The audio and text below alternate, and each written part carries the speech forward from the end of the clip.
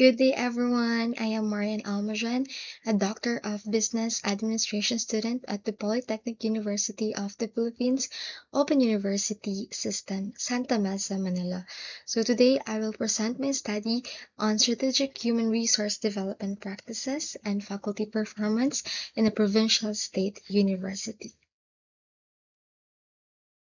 So as shown here, this is the Polytechnic University of the Philippines, Santa Mesa, Manila, where I am currently pursuing my Doctor of Business Administration degree under the Open University system. So the iconic facade and campus images represent the institutional setting of my academic journey. It is located in Metro Manila, PUP Santa Mesa, and it is recognized as the country's largest state university, serving as a hub for research, innovation, and graduate studies. So, this context provides the foundation for my scholarly work on strategic human resource development and faculty performance. So the title of my research again, Strategic Human Resource Development Practices and Faculty Performance, Narrative Literature Review. So let me emphasize that this presentation situates my research not only within the Philippine context, but also within the global discourse on faculty development. So now that the study is introduced, let us look at the background and objectives. So, faculty performance is the cornerstone of institutional quality, student success, and innovation. However, provincial state universities often face challenges such as geographic isolation, limited funding, and uneven digital infrastructure. So, these realities make strategic human resource development, or HRD, a critical priority. So, the objective of this study are clear. First is to explore practices and influence faculty performance. So second objectives is to examine faculty engagement as mediator. The third is to assess role of digital HR tools. And finally is to identify contextual constraints in provincials SUCs. So I want to stress here that these objectives are not abstract. They respond directly to the live realities of faculty in provincial universities. So with these objectives in mind, let us examine the theoretical framework that guided the study. So this study is anchored on several theoretical models. The first framework is the AMO framework, or stands for Ability, Motivation, Opportunity Framework. It explains how HRD enhances faculty skills, motivation, and opportunities. Another framework is the Expectancy Theory by Vroom 1964. So this theory emphasizes that performance improves when faculty believe their efforts lead to meaningful outcomes. The third framework is the Job Demands Resources model, and this framework highlights HRD as a resource that fosters engagement. And finally, social exchange theory suggests that faculty reciprocate institutional support with commitment and improved performance.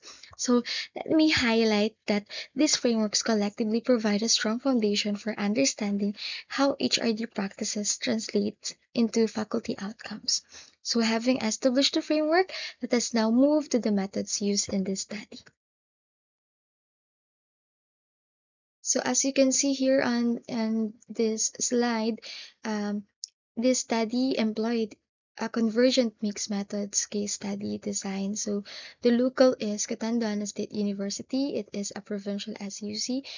For the respondents, it include full-time faculty members, and it is selected through stratified random sampling for the quantitative strand and purposive sampling for the qualitative strand. So for quantitative data, it is gathered through surveys using validated scales such as Garavan Strategic HRD Practices Scale and Utrecht Work Engagement Scale. And for qualitative data, it is collected through semi-structured interviews and focus group discussions. Also, analysis involve correlation, regression, and mediation for quantitative data, while thematic analysis was applied to qualitative data using NVivo software.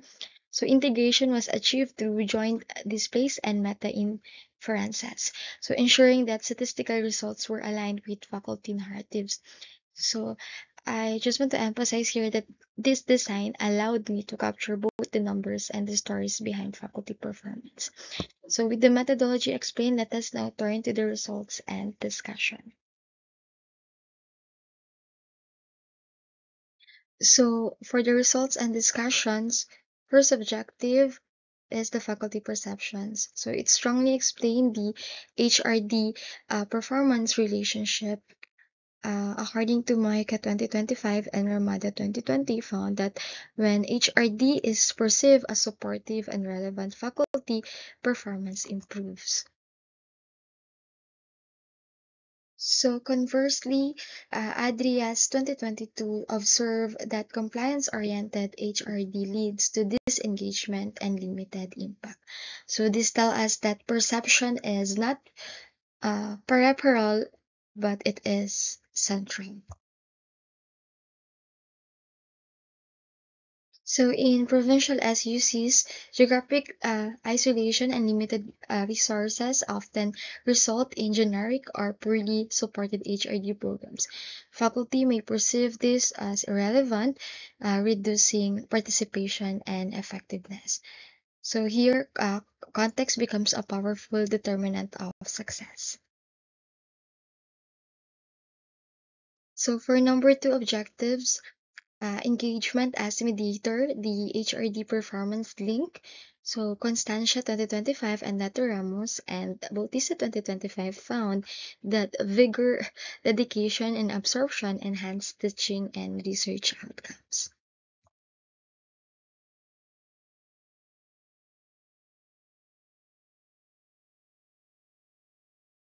So empowerment via HRD. So Mojado 2025 emphasized that empowerment through HRD initiatives strengthens engagement and institutional effectiveness.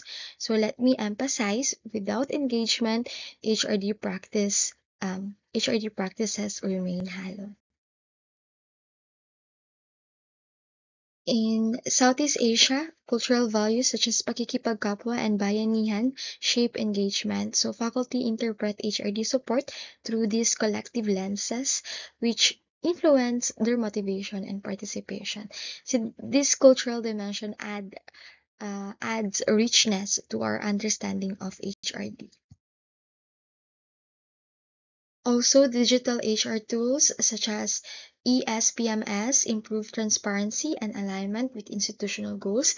However, Volante and NICART 2025 noted that these tools also introduce challenges such as techno-stress and usability issues. So faculty narratives reveal that relevance and ease of use determine whether digital tools empower or burden. So this is reminder that technology is never neutral. It must be supported and contextualized.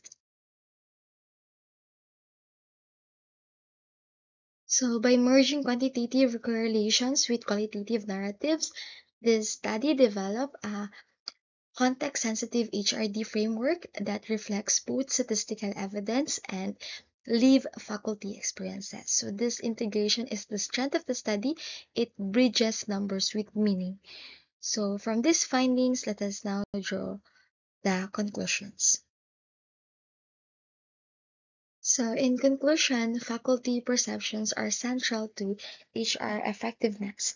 So, engagement mediates the HRD performance relationship, and digital HR tools can either empower or burden depending on their implementation. So, this study generates a theory of context-sensitive HRD frameworks for provincial SUCs, emphasizing the importance of aligning HRD practices with faculty needs and institutional realities. So let me stress, these conclusions are not only academic, they are actionable.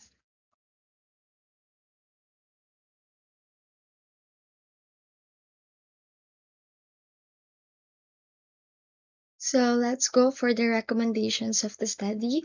So the researcher recommend aligning HRD practices with faculty needs and institutional goals, strengthening usability and support for digital HR tools, enhancing participatory planning and recognition systems, conducting more empirical studies in provincial SUCs, and developing a culturally responsive HRD frameworks that reflect local context. So these recommendations aim to transform HRD compliance to strategy.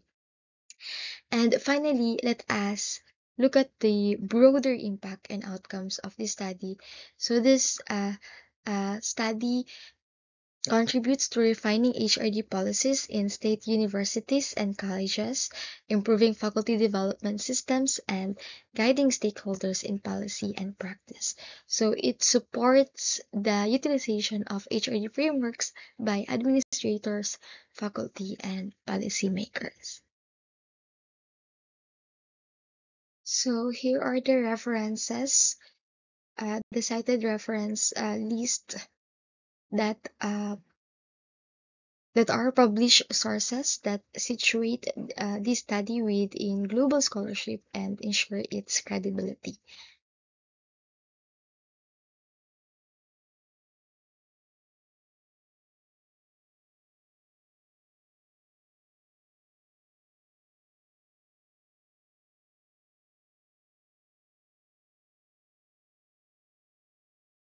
So, dear panelists and judges, I sincerely thank you for the time, effort, and attention you have given to my presentation. So, this study has highlighted the faculty perceptions, engagements, and digital HR tools that are critical drivers of performance in provincial SUCs.